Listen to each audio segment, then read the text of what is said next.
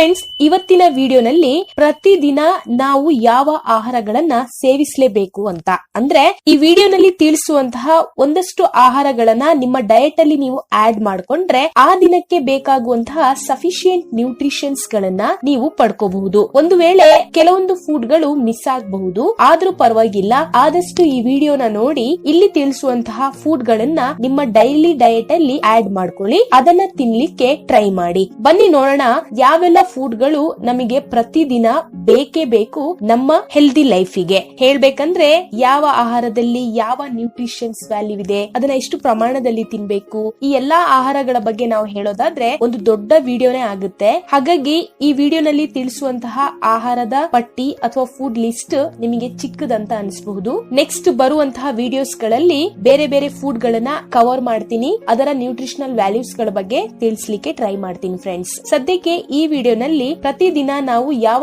ಆಹಾರಗಳನ್ನ ತಿನ್ಲೇಬೇಕು, ಯಾವ ನ್ಯೂಟ್ರಿಷನ್ಸ್ ಗಳು ನಮಗೆ ಅಗತ್ಯ ಇದೆ ಅನ್ನೋದು ತಿಳಿಸೋದು ಈ ವಿಡಿಯೋನ ಉದ್ದೇಶ ಆಗಿದೆ. ಫ್ರೆಂಡ್ಸ್, ನೀವಿನ್ನೂ ನನ್ನ ಚಾನೆಲ್ ನಲ್ಲಿ ಸಬ್ಸ್ಕ್ರೈಬ್ ಮಾಡ್ಕೊಂಡಿಲ್ಲ ಅಂದ್ರೆ ಇವಾಗಲೇ ರೆಡ್ ಕಲರ್ ಅಲ್ಲಿರುವಂತಹ ಸಬ್ಸ್ಕ್ರೈಬ್ ಬಟನ್ ಅನ್ನ ಪ್ರೆಸ್ ಮಾಡಿ, ಹಾಗೆ ಹೊಸ ವಿಡಿಯೋಸ್ ಗಳ ನೋಟಿಫಿಕೇಶನ್ ಗಾಗಿ ಬೆಲ್ ಐಕನ್ ಕ್ಲಿಕ್ ಮಾಡೋದನ್ನ ಮರಿಬೇಡಿ. ಪ್ರತಿದಿನ ನಮ್ಮ ಡಯಟ್ ಅಲ್ಲಿ ಎಗ್ ಅಥವಾ ಮೊಟ್ಟೆ ಆಡ್ ಆಗಿರ್ಬೇಕು. ಯಾರು ಮೊಟ್ಟೆ ತಿನ್ನೋದಿಲ್ವೋ ಅವರು ಫ್ಲಾಕ್ ಸೀಡ್ಸ್ ಅಥವಾ ಅಗಸೆ ಬೀಜದಿಂದ ಮೊಟ್ಟೆಯಲ್ಲಿ ಸಿಗುವಂತಹ ನ್ಯೂಟ್ರಿಷನ್ಸ್ ಗಳನ್ನ ಪಡ್ಕೋಬಹುದು. ಈಗಾಗಲೇ ಅಗಸೆ ಬೀಜದ ಹೆಲ್ತ್ ಬೆನಿಫಿಟ್ಸ್ ಮತ್ತು ಅಗಸೆ ಬೀಜವನ್ನ ಅಗತ್ಯಕ್ಕಿಂತ ಜಾಸ್ತಿ ತಿಂದಾಗ ಆಗುವಂತಹ ಸೈಡ್ ಎಫೆಕ್ಟ್ಸ್ ಬಗ್ಗೆ ವಿಡಿಯೋ ಅಪ್ಲೋಡ್ ಮಾಡಿದೀನಿ. ನೀವಿನ್ನೂ ಆ ವಿಡಿಯೋ ನೋಡಿಲ್ಲ ಅಂದ್ರೆ ಆ ವಿಡಿಯೋ ಸಹ ನೋಡಿ. ಫ್ರೆಂಡ್ಸ್, ನಿಮ್ಮ ಡಯಟ್ ಅಲ್ಲಿ ಎಗ್ ನ ಆಡ್ ಮಾಡ್ಕೊಳ್ಳಿ. ಮೊಟ್ಟೆ ತಿನ್ನೋದ್ರಿಂದ ನಮಗೆ ಪ್ರೋಟೀನ್, ಐರನ್, ಮಲ್ಟಿ ವಿಟಮಿನ್ಸ್ ಗಳು ಸಿಗುತ್ತೆ. ಇದು ನಮ್ಮ ಮಸಲ್ಸ್ ಗಳ ಬೆಳವಣಿಗೆಗೆ ಅಥವಾ ಸ್ನಾಯುಗಳ ಬೆಳವಣಿಗೆಗೆ ಮತ್ತು ಹೆಲ್ದಿ ವೇಟ್ ನ ಇನ್ಕ್ರೀಸ್ ಮಾಡುತ್ತೆ ಅಥವಾ ಆರೋಗ್ಯಕರವಾಗಿ ದೇಹದ ತೂಕವನ್ನ ಹೆಚ್ಚು ಮಾಡುತ್ತೆ. ಹಾಗೆ ರಕ್ತಹೀನತೆ ಕಾಯಿಲೆಯನ್ನ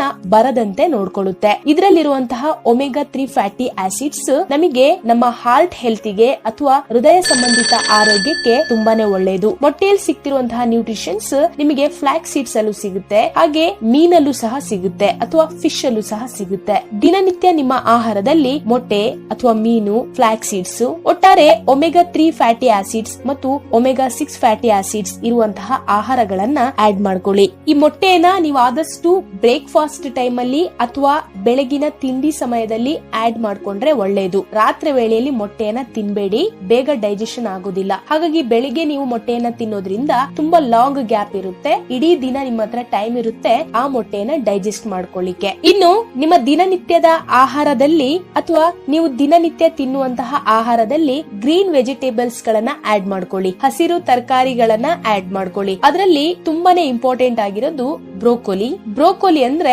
ಇದೊಂದು ಹೂಕೋಸು ಜಾತಿಯ ಒಂದು ತರಕಾರಿ. ಹೂಕೋಸು ಬಿಳಿ ರೂಪದಲ್ಲಿದ್ರೆ ಇದು ಹಸಿರು ರೂಪದಲ್ಲಿರುತ್ತೆ. ಹೂಕೋಸಿಗೆ ಕಂಪೇರ್ ಮಾಡಿದ್ರೆ ಬ್ರೋಕೋಲಿಯಲ್ಲಿ ವಿಟಮಿನ್ಸ್ ಗಳು, ಮಿನರಲ್ಸ್ ಮತ್ತು ಹೆಚ್ಚಿನ ಪ್ರಮಾಣದಲ್ಲಿ ಫೈಬರ್ ಇರುತ್ತೆ. ಬ್ರೋಕೋಲಿಯ ಹೆಲ್ತ್ ಬೆನಿಫಿಟ್ಸ್ ಬಗ್ಗೆ ಒಂದು ಸೆಪರೇಟ್ ವಿಡಿಯೋನೇ ಮಾಡ್ತೀನಿ. ಸದ್ಯಕ್ಕೆ ನಿಮ್ಮ ಡೈಲಿ ಡಯಟ್ ಅಲ್ಲಿ ಗ್ರೀನ್ ವೆಜಿಟೇಬಲ್ಸ್ ಗಳನ್ನ ಆಡ್ ಮಾಡ್ಕೊಳ್ಳಿ. ಆದಷ್ಟು ಮಧ್ಯಾಹ್ನದ ಊಟದಲ್ಲಿ ಹಸಿರು ತರಕಾರಿಗಳ ಪಲ್ಯ ಏನಾದ್ರೂ ಇದ್ರೆ ಆಡ್ ಮಾಡ್ಕೊಳ್ಳಿ, ಅದನ್ನ ಸೈಡ್ಸ್ ಆಗಿ ಯೂಸ್ ಮಾಡ್ಕೊಳ್ಳಿ. ಪಾಲಕ್ ಸೊಪ್ಪು ಆಗಿರಬಹುದು, ಬೀನ್ಸ್ ಆಗಿರಬಹುದು, ಬ್ರೋಕೋಲಿ ಆಗಿರಬಹುದು, ಆದಷ್ಟು ಗ್ರೀನ್ ವೆಜಿಟೇಬಲ್ಸ್ ಗಳನ್ನ ನಿಮ್ಮ ಲಂಚ್ ಟೈಮ್ ಅಲ್ಲಿ ಆಡ್ ಮಾಡ್ಕೊಳ್ಳಿ. ಹಸಿರು ತರಕಾರಿಗಳನ್ನ ನೀವು ಹೆಚ್ಚು ತಿನ್ನೋದ್ರಿಂದ ಇದು ನಿಮ್ಮ ಸ್ಕಿನ್ ಹೆಲ್ತ್ ಗೆ, ನಿಮ್ಮ ಕಣ್ಣಿನ ಆರೋಗ್ಯಕ್ಕೆ ಮತ್ತು ಬಿಪಿಯನ್ನ ನಾರ್ಮಲ್ ಆಗಿ ಇಡ್ಲಿಕ್ಕೆ, ಆರೋಗ್ಯಕರವಾಗಿ ಜೀರ್ಣಕ್ರಿಯೆಯನ್ನ ನಡೆಸಲಿಕ್ಕೆ ಮತ್ತು ನಿಮ್ಮ ದೇಹದಲ್ಲಿರುವಂತಹ ವಿಷಕಾರಿ ಅಂಶಗಳನ್ನ ಹೊರತೆಗಿಲಿಕ್ಕೆ, ದೇಹದಲ್ಲಿರುವಂತಹ ಕೆಟ್ಟ ಕೊಬ್ಬನ್ನ ಕರಗಿಸ್ಲಿಕ್ಕೆ ಈ ಗ್ರೀನ್ ವೆಜಿಟೇಬಲ್ಸ್ ಗಳು ಸಹಕಾರಿಯಾಗುತ್ತೆ.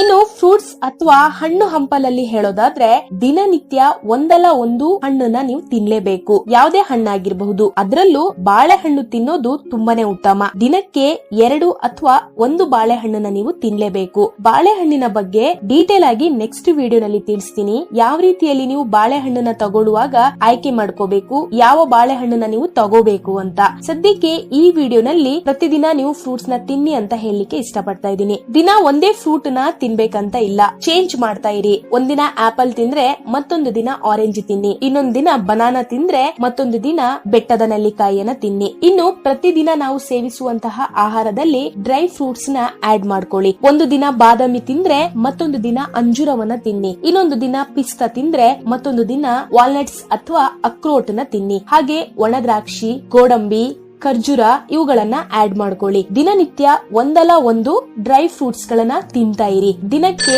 ಈ ಬಾದಾಮಿ, ಅಂಜೂರ ಅಥವಾ ಖರ್ಜೂರ ಅಥವಾ ಅಕ್ರೋಟ್ 3-4 ತಿಂದ್ರು ಸಾಕು. ಒಟ್ಟಾರೆಯಾಗಿ ಇದಿಷ್ಟು ಫುಡ್ ಲಿಸ್ಟ್ ಗಳನ್ನ ನೀವೇನಾದ್ರೂ ಮೇಂಟೈನ್ ಮಾಡಿದ್ರೆ ಇದು ನಿಜವಾಗ್ಲೂ ನಿಮ್ಮ ಹೆಲ್ತ್ ನ ತುಂಬಾ ಚೆನ್ನಾಗಿ ನೋಡ್ಕೊಳ್ಳುತ್ತೆ. ಹಾಗಾಗಿ ಬ್ಯಾಡ್ ಫುಡ್ ಗಳನ್ನ ಅಥವಾ ಅನ್ಹೆಲ್ದಿ ಫುಡ್ ಗಳನ್ನ ಆದಷ್ಟು ಅವಾಯ್ಡ್ ಮಾಡಿ. ಈ ವಿಡಿಯೋನಲ್ಲಿ ನಾನು ಹೆಚ್ಚು ವಿವರಣೆಯನ್ನ ಕೊಟ್ಟಿಲ್ಲ. ಐ ಹೋಪ್ ನಿಮಗೆ ಇಲ್ಲಿ ಸಿಕ್ಕಿರುವಂತಹ ಇನ್ಫಾರ್ಮೇಶನ್ ಯೂಸ್ಫುಲ್, ಹೆಲ್ಪ್ಫುಲ್ ಆಗಬಹುದು. ನೆಕ್ಸ್ಟ್ ಬರುವಂತಹ ವಿಡಿಯೋಸ್ ಗಳಲ್ಲಿ ಡೀಟೇಲ್ ಆಗಿ ಹೇಳಲಿಕ್ಕೆ ಟ್ರೈ ಮಾಡ್ತೀನಿ. ಇನ್ನೊಂದು ವಿಷಯ ಏನಪ್ಪಾ ಅಂದ್ರೆ, ಊಟ ಆದ ತಕ್ಷಣ ಫ್ರೂಟ್ಸ್ ನ ತಿನ್ನಕ್ ಹೋಗ್ಬೇಡಿ. ಕೆಲವರು ಹೇಳ್ತಾರೆ ಊಟ ಮಾಡಿದ ನಂತರ ಹಣ್ಣುಗಳನ್ನ ತಿನ್ನಬಹುದು, ಇದು ತುಂಬಾ ಒಳ್ಳೇದು ಅಂತ. ಬಟ್ ಇದು ತಪ್ಪು ಕಲ್ಪನೆ. ಯಾಕೆಂದ್ರೆ ನಮ್ಮ ಜೀರ್ಣಕ್ರಿಯೆ ವ್ಯವಸ್ಥೆನೆ ಹಾಗಿದೆ. ಇದು ಪ್ರತಿಯೊಂದಕ್ಕೂ ಸೆಪರೇಟ್ ಆಗಿ ತನ್ನ ಕೆಲಸವನ್ನ ಮಾಡುತ್ತೆ. ಹಾಗಾಗಿ ಜೀರ್ಣಕ್ರಿಯೆ ವ್ಯವಸ್ಥೆಯನ್ನ ನಾವು ಡಿಸ್ಟರ್ಬ್ ಮಾಡಿದ್ರೆ ಇದು ತನ್ನ ಕೆಲಸವನ್ನ ನಿಲ್ಲಿಸಿ ನಮಗೆ ಸೈಡ್ ಎಫೆಕ್ಟ್ಸ್ ಗಳನ್ನೇ ಕೊಡುತ್ತೆ. ಹಾಗಾಗಿ ಊಟ ಆದ ತಕ್ಷಣನೇ ಫ್ರೂಟ್ಸ್ ತಿನ್ನೋದಾಗಿರ್ಬಹುದು ಅಥವಾ ನೀರ್ ಕುಡಿಯೋದಾಗಿರ್ಬಹುದು, ಇದನ್ನ ಮಾಡಬೇಡಿ. ಕನಿಷ್ಠ ಅಂದ್ರೆ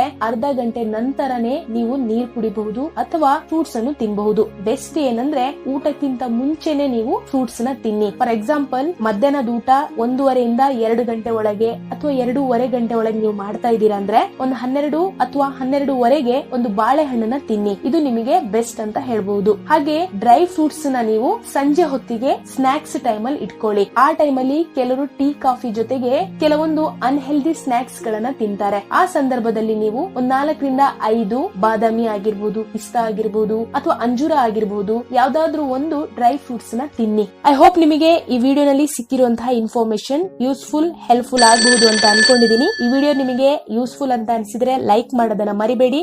ಹಾಗೆ ನೀವಿನ್ನೂ ನನ್ನ ಈ ವಿಡಿಯೋನ ಆದಷ್ಟು ನಿಮ್ಮ ಫ್ಯಾಮಿಲಿ, ಫ್ರೆಂಡ್ಸ್ ಗಳ ಜೊತೆಗೆ ಶೇರ್ ಮಾಡ್ಕೊಳ್ಳಿ. ಈ ವಿಡಿಯೋ ನೋಡಿದ್ದಕ್ಕಾಗಿ ಧನ್ಯವಾದಗಳು.